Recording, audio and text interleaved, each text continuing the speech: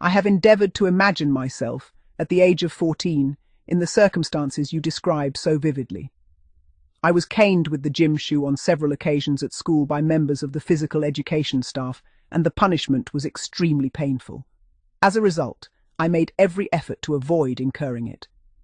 Had I attended King's School during the period of which you write, I am uncertain how I should have managed. For me, there would undoubtedly have been a combination of anxiety and despondency. Had I known that I was due to receive a severe punishment with the slipper, I believe I should have found it difficult to sleep on the preceding night, particularly if the sentence exceeded 6 strokes. I should have been overcome with apprehension while watching another boy being punished, knowing that my own turn would follow. I imagine there must have been a certain sense of relief once the punishment had concluded, but to sit through lessons afterwards with lingering pain, while aware that further punishment might yet occur later in the day, must have been most distressing. I admire the composed manner in which you and your contemporaries appear to have accepted what were, by any standard, severe punishments, though I cannot deny that I am grateful not to have experienced such treatment on a regular basis myself. I referred earlier to the first occasion on which I witnessed a boy receiving 12 strokes of the slipper. His offence had been misconduct in the showers following physical education. The following day, by unfortunate coincidence, he was punished again in the classroom. He and another boy each received 2 strokes for talking during a French lesson. I remember clearly how profoundly unhappy he appeared as he awaited his turn to bend over for punishment. Each stroke caused him visibly to recoil, and he wept far more than one might ordinarily expect after receiving only 2 strokes. I have little doubt that the experience was especially painful because he was still suffering from the effects of the previous day's punishment. Whenever I myself had received a particularly severe slippering, I took great care to avoid further trouble for several days afterwards. Most boys, surprisingly enough, appeared to endure such discipline reasonably well, though naturally some managed better than others. For certain boys, the experience was unquestionably a severe ordeal. Some became extremely anxious if they knew they were facing a particularly heavy punishment. During my first year at school, we attended weekly recorder lessons in music. The master adopted a rather unusual method of encouraging boys to remember their instruments.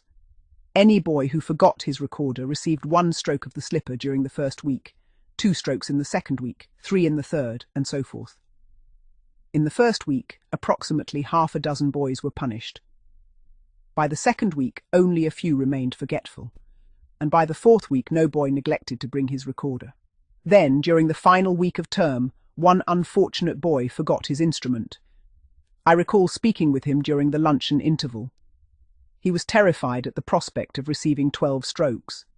He was already in tears as he walked to the front of the classroom. In the event, the master exercised a measure of leniency and reduced the punishment to 6 strokes. Even so, this proved extremely distressing for such a sensitive boy, and he bore it poorly. Naturally, some boys displayed greater fortitude than others. Certain boys endured severe punishment without tears, whereas others became highly emotional. A number were already crying before the punishment commenced. Nevertheless, most accepted these experiences with a degree of resignation. If a boy was informed that he was to be punished with the slipper, he generally accepted the matter with little protest, although there were occasional attempts to offer explanations or excuses. A boy might claim, for instance, that circumstances beyond his control had prevented him from completing preparation work. Others, plainly frightened, sometimes pleaded with the master to reconsider. Among their peers, such behaviour was not necessarily regarded as cowardly. More often there was simply relief among the other boys that they themselves were not to be punished.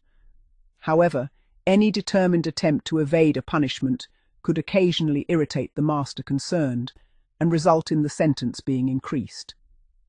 At my own Roman Catholic secondary school for boys, the slipper was the principal form of corporal punishment. Any misconduct in class or elsewhere about the school led to the completion of a disciplinary report by a master or prefect.